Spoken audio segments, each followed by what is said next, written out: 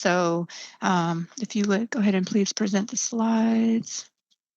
All right, so Ms. Angela Odom is a distinguished leader in both the military and human resources sectors.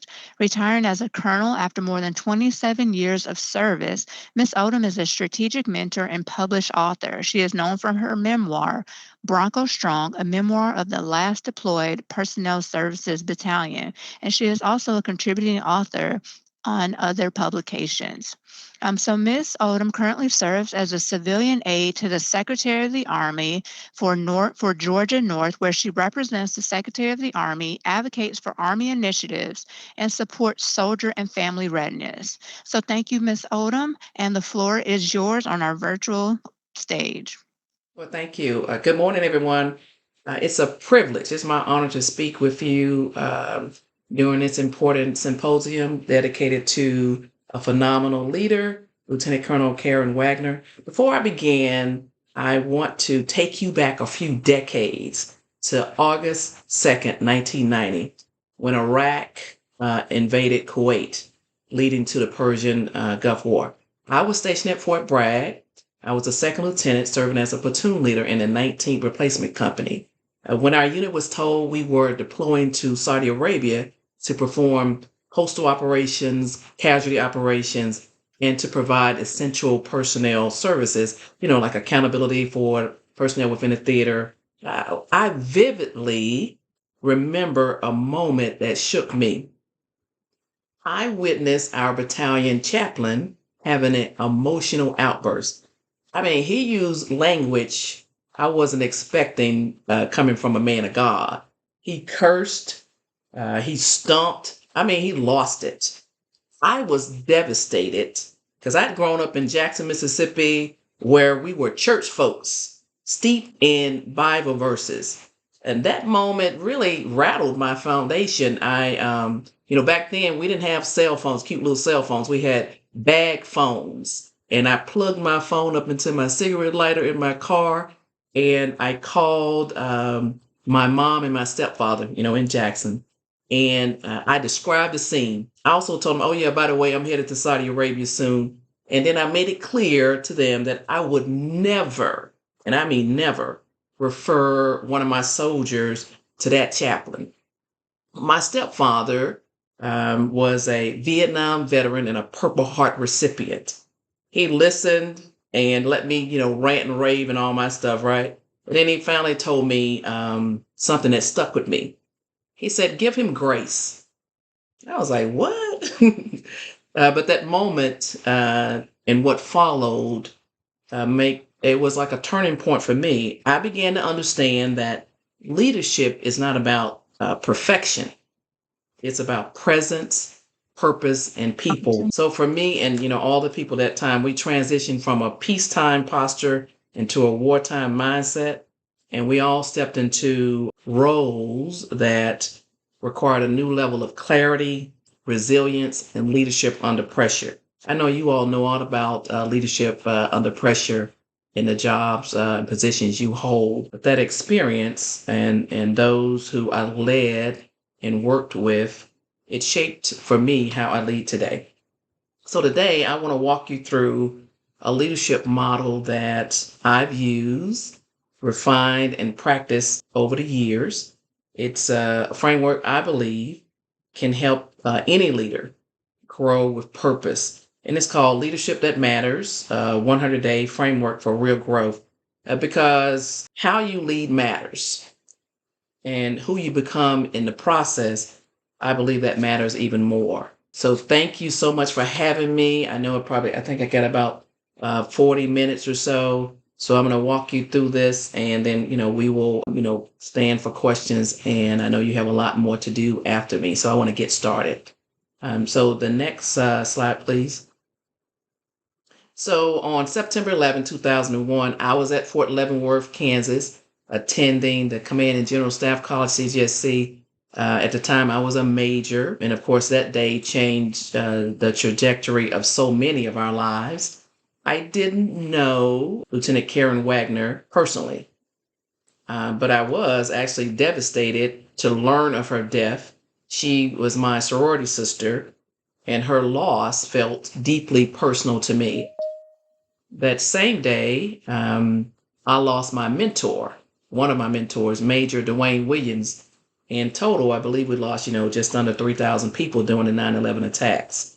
I want to make sure, and I'm not sure how much you've already gone through this, but I just want to make sure I say out loud that Lieutenant Colonel Wagner's name now lives on through Karen Wagner High School in San Antonio, Texas, and the Wagner Sports Center at Walter Reed. She was a standout athlete, a devoted officer, and a leader known for her courage and care.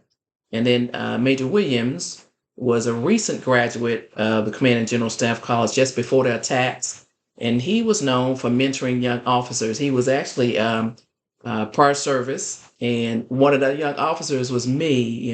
I just want to make sure I mention that. And of course, he's from Jacksonville, Alabama, and his legacy is honored through memorials and scholarships. So for me, I wore the Army uniform for almost 3 decades. And I've carried many titles, just like you. I've carried the title of commander, mentor, advocate. But most importantly, I believe leadership is about how you show up for people, how you create belonging, and then how you leave a legacy.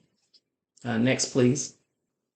Leadership that matters is urgently needed. Why? Because I believe people are just tired of performative leadership. They want to follow leaders who build trust, speak with clarity, and create spaces where they can actually learn and grow. This is something I've witnessed firsthand throughout my service. And it's one of the reasons I began shaping now what I call the 100-day approach to intentional leadership. You can use this when you start a new project, or you are in a new assignment, or you want a reset. So the leadership model reflects the kind of leadership that I believe we need more of. Not just readiness on paper, but leaders who connect, care, and then cultivate growth where it truly matters. Just like Colonel Hudson came on a few minutes before this presentation, and not only talked you through it, she showed you which website to go on, and then how to get your certification, and how she's already done it. So that's would be an example of a leader who is cultivating growth where it truly matters. Next slide, please. So I want to introduce the 100-day leadership framework I've developed and practiced over years, and it breaks down leadership growth into 3 clear phases designed for real sustainable growth. The first one is just lead yourself, lead others, and then you want to manage processes. And of course, these concepts are going on at the same time. And so this is not about titles, it's about habits, choices, and consistency. So at the heart of this framework is a simple truth. You already know it. We're in the people business. Whether we're training, supporting, or leading others, our focus really must remain on the human element. We lead with understanding, clarity, and consistency, but we never ever lose sight of the end state. What we're doing is we're growing people, we're building trust, and we're delivering results that last. So these are the 3 frameworks, and let me continue, please. So phase 1 of leading yourself. Before you can lead anybody else, you really got to know how to lead yourself. And this phase focuses on self-awareness. Can you identify your triggers?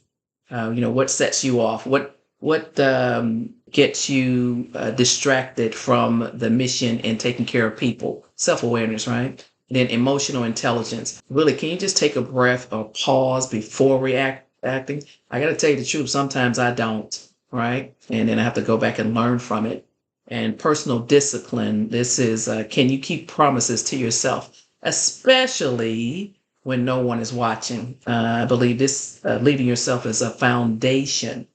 So your internal clarity creates external impact, and we must build in a space to think.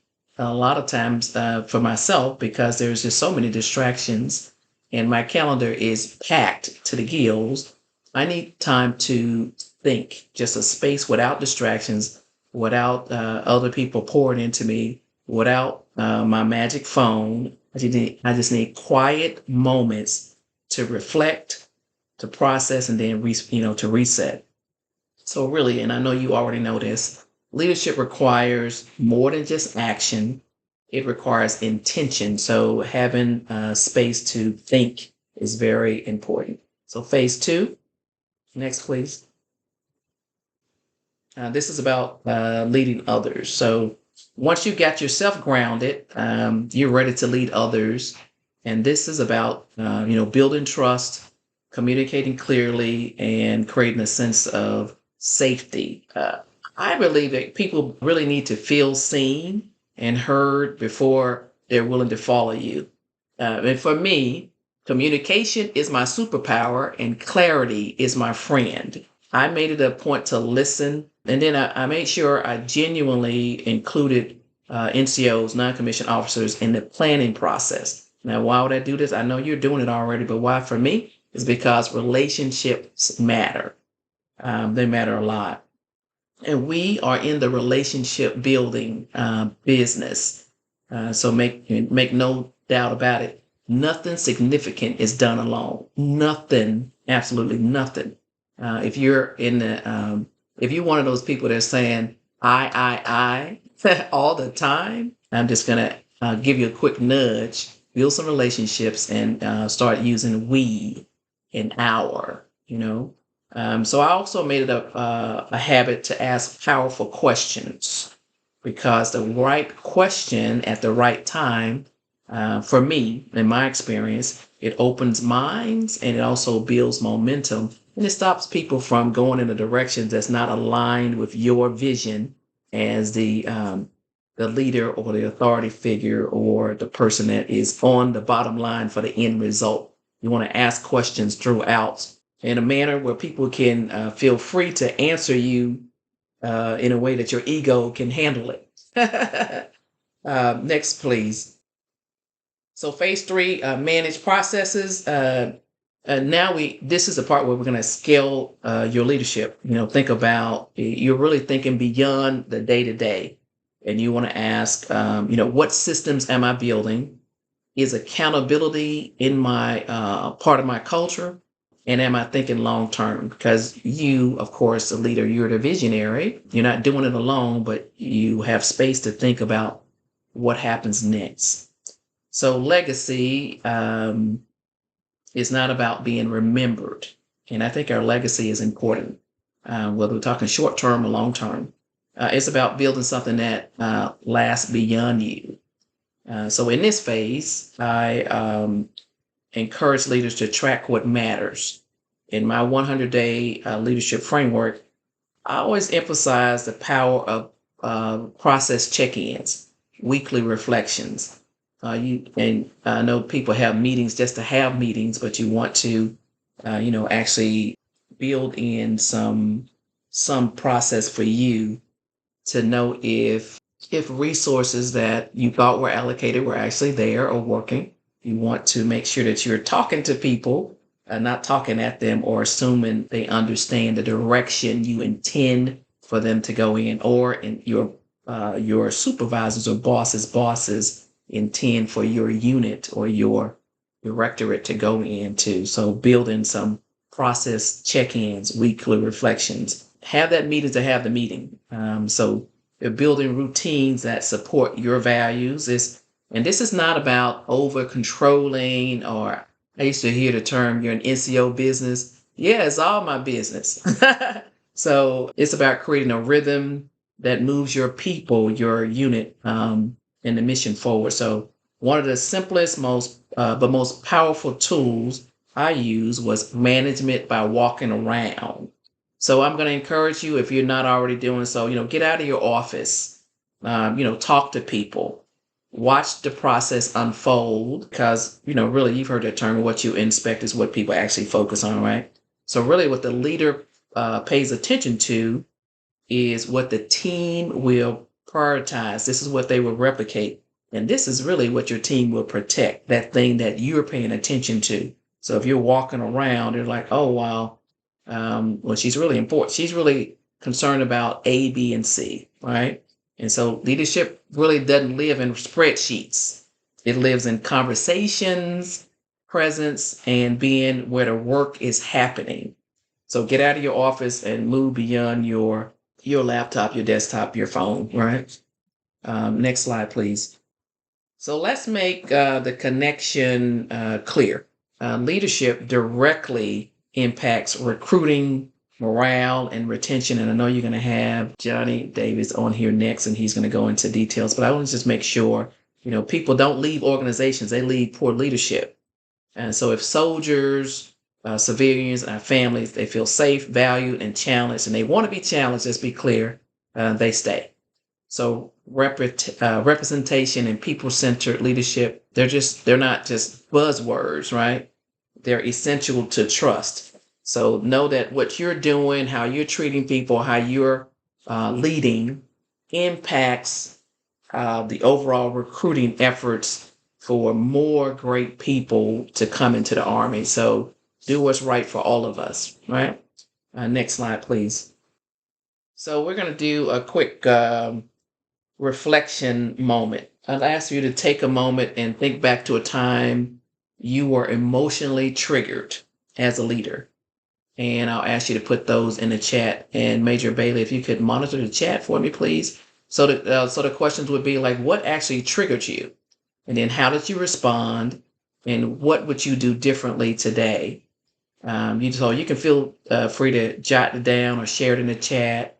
And this is part of the overall framework is to actually reflect on what you've done. Because let's be clear, your feelings are valid, but sometimes your behavior is not. And so when you're leading yourself, you have to be able to check yourself, right? This is what I will stand by and see if we get anyone to share anything that may have triggered them, and then, what your response was, or how did you respond, and then what would you do differently. So in my own 100-day framework, I talk about building in space, time on your calendar for structured reflection.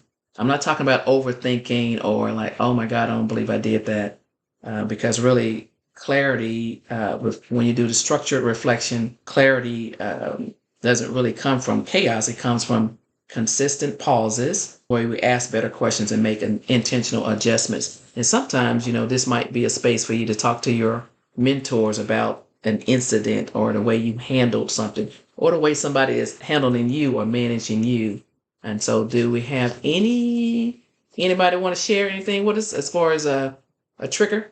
Something that, remember that first statement I talked to you about was the battalion chaplain who had that emotional outburst and the impact it had on Second Lieutenant Odom.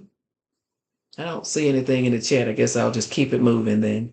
So next slide, please. I did have a comment though, Mayor. Oh, okay. Okay. I didn't see it. Please. This Colonel Fleet said, I'm often triggered when suspenses are not met, and if response is nonchalant, the steam comes from my head. Oh, got it. Yeah. Yeah. There's so much on our plate. And so the other part of it, what would you do differently? And sometimes we need to delegate. Sometimes we have to empower the people who are supporting us to get some of these things off our plate. Sometimes we have to have a conversation with our bosses and say, to ask the question of, is everything really important? What do you want me to focus on right now? And again, for me, communication is my superpower and clarity is my friend. So I'll just gift that to you and thank you for adding that comment. Next slide, please. So these are some of my leadership reminders. Just mind your own business. And what is that? Focus on your mission, protect your people, stay in your lane, do your work. So you have been, basically hired to do a job.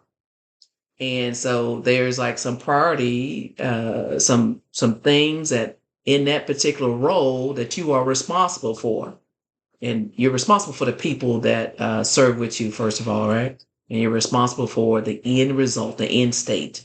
And so if you are a person who all day long, you in somebody else's business, you down the hall talking, joking, and you hadn't completed your own work or provided the vision and guidance to your own team, The first thing is just stay on a mission and, trust your lane. Do the first thing first, right? Mind your business, right? And then protect your people, really, by you giving out the correct guidance, you having those, um, you being invested in whether or not they have the correct resources, you understanding the timeline, the urgency of your particular mission, you having a good relationship with your NCOs, you having a good relationship with the staff, the civilian staff. So mind your business. You man your own business, really. And so, really, we talk about communication. So, I mean, I don't know about you. I would assume you've been in situations where you have been given a task to do, and without a lot of clarity, and you might not have a great deal of experience in this thing. And so don't put anybody else in that position. For me, when I am giving out information, I'm talking to, although we may have a room full of people with a lot of experience, expertise, I'm talking to the person with the least amount of expertise and the least amount of experience, so that it's clear to her or him. And then, asking those powerful questions as we go along. And clarity really helps, move the mission along, right? And sometimes I'm just going to say also, sometimes for me, I might be in a room full of people or on a project with people who we don't know that they have some skill set, a skill that could actually make what we're doing more efficient and more impactful. And so we want to make sure we hear from people and have good relationships as we go along, right? Don't shut the people down when they start saying, well, I'm not sure why we're doing it this way, A, B, and C. So listen really, more than you talk. That's the other thing that I attempt to do, right? Listen more than I talk. And I'm just going to just veer for a second. If you're hosting a meeting, for example, and you're sitting at the head of a table and immediately someone is presenting an ideal to you, something, progress report, for example, and you immediately say, well, I think we should do, and then that means, why are you even holding the meeting? Because now that's the direction they're going in. So listen more than you talk. That would be something else. Also have fun, right? Have fun, keep it simple, and focus on results. Making sure we always focus on the mission, right? But never ever forget the people who carry it forward. And so, but all have fun, because this my almost 3 decades went by very quickly. Although in the moment it felt like drudgery, it went by pretty quick, and now I've been retired for 10 years, right?